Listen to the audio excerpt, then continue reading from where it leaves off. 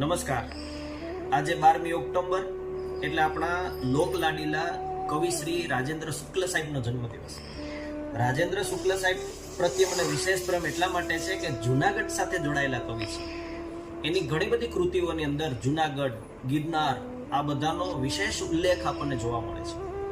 રાજેન્દ્ર શુક્લ સાહેબનો જન્મ 12 ઓક્ટોબર 1942 ના રોજ બાટલામાં થયો. માધ્યમિક શિક્ષણ એમણે ત્યાં જ પૂરું કરેલું અને ગ્રેજ્યુએશન માટે જેઓ અમદાવાદ ગયેલા અને ત્યાં સ્થાયી થયેલા.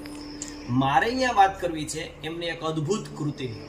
આજે એમના જન્મદિવસ નિમિત્તે એમની એક સુંદર કૃતિને વાગોળીને આપણે એમને યાદ કરવાનો પ્રયત્ન કરવાનો છે.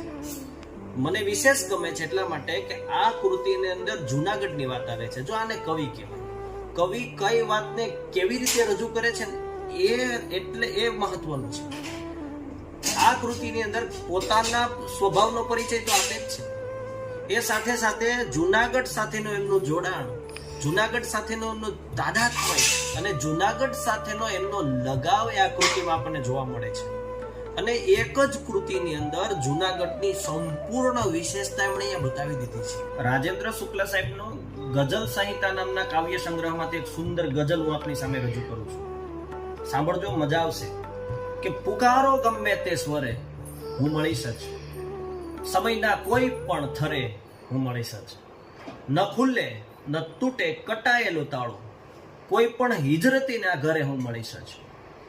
હતો હું સુદર્શન સરોવર છલોછલ, હવે હું દામોદર કુંડે મળીશ જ.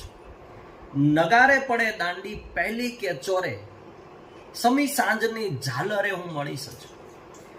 બપોરે ઉપર કોટની સુની રાંગે, કારણ કે અલગારી જીવડો.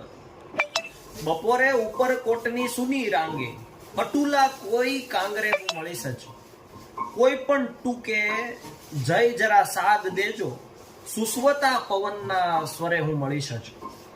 શિખર પર ચટકતી હશે ચાખડીને, ધરીને કમંડળ કરે હું મળીશ જ.